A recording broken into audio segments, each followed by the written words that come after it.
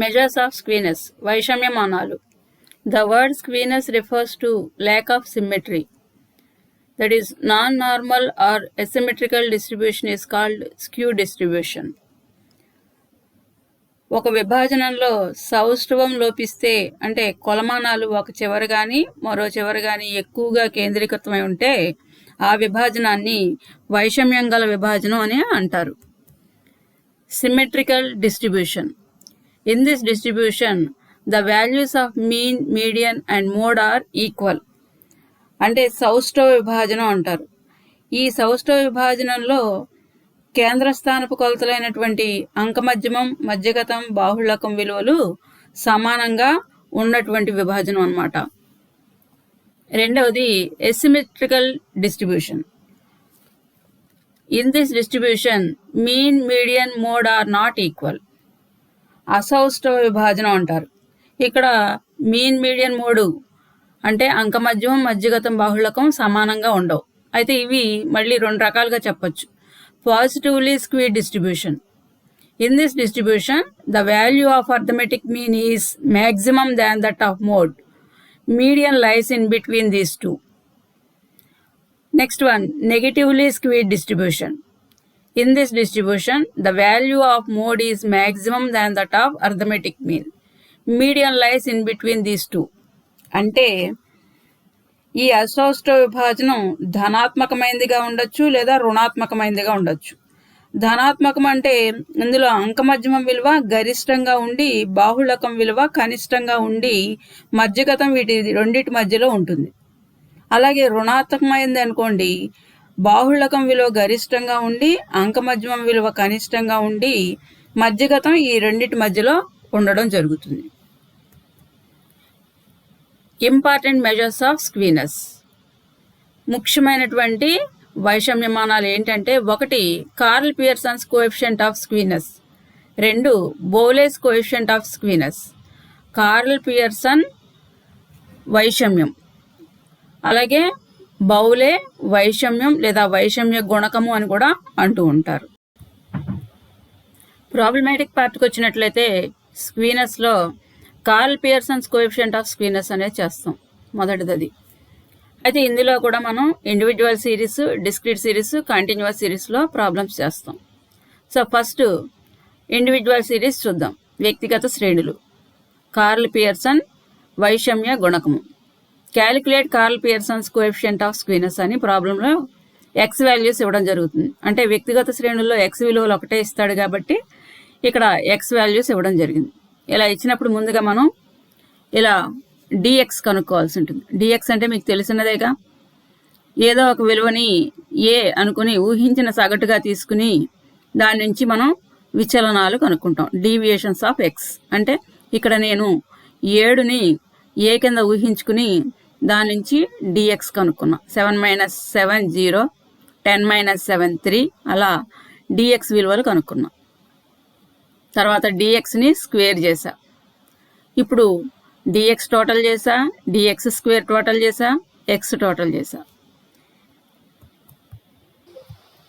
స్క్వీనెస్ కనుక్కోవాలంటే మనకి formula mean minus mode by standard deviation.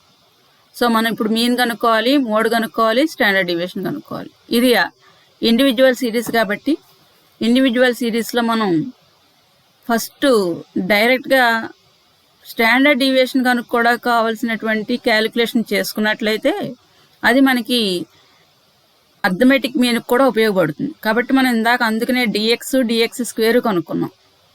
So ఇప్పుడు మనం షార్ట్ కట్ మెథడ్ యూజ్ చేసి అర్థమెటిక్ మీన్ క్యాలిక్యులేట్ చేద్దాం. ఎందుకంటే మనకి ఇక్కడ ఆల్రెడీ డిఎక్స్ కనుక్కున్నాం, డిఎక్స్ స్క్వేర్ కనుక్కున్నాం కాబట్టి arithmetic mean shortcut method formula A plus sigma dx by N కాబట్టి ఏ 7 తీసుకున్నాం, సిగ్మా డిఎక్స్ ఏమో 90 తీసుకున్నాం, నంబర్ ఆఫ్ ఐటమ్స్ ఏమో 9 తీసుకుని మనం అర్థమెటిక్ మీన్ క్యాలిక్యులేట్ చేసాం.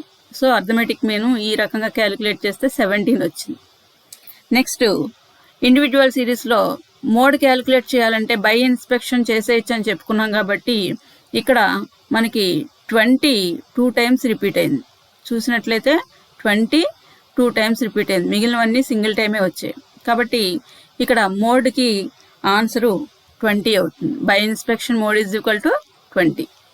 Next standard deviation. ఇండివిజువల్ సిరీస్లో ఫార్ములా ఏంటి? Square root of sigma DX square by N minus sigma dx by N whole square. So DX square ఎంత ఉంది? 1198 బై ఎన్ అంటే ఇక్కడ నెంబర్ ఆఫ్ ఐటమ్స్ 9 ఉన్నాయి.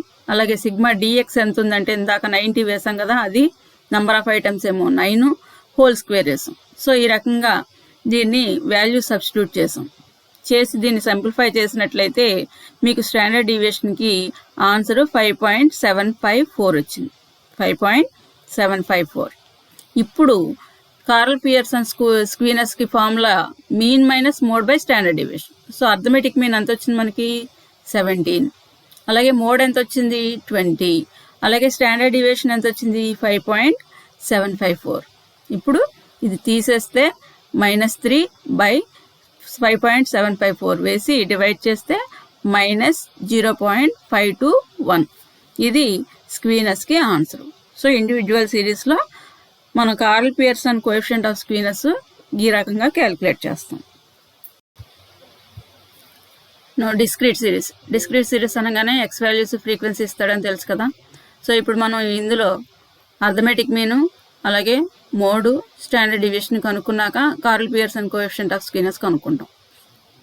అయితే ఇప్పుడు డిస్క్రీట్ సిరీస్లో నేను ఇక్కడ ఏం చేశానంటే డిఎక్స్ కనుక్కున్నాను. డిఎక్స్ అంటే ఏంటి? షార్ట్ కట్ మెథడ్ ద్వారా చేయడం కోసం. అంటే దీని నుంచి మనం స్టాండర్డ్ డీవియేషన్ కూడా కనుక్కోవచ్చు కాబట్టి ఇక్కడ డిఎక్స్ స్క్వేర్ ఎఫ్డిఎక్స్ స్క్వేర్ కనుక్కున్నాం. ఇక్కడ నేను 7ని అస్యూమ్డ్ మీన్ కింద తీసుకుని డిఎక్స్ కనుక్కున్నాను. తర్వాత డిఎక్స్ని స్క్వేర్ చేశాను, అంటే 3 × 3 2 × 2 అలా స్క్వేర్ చేశాను.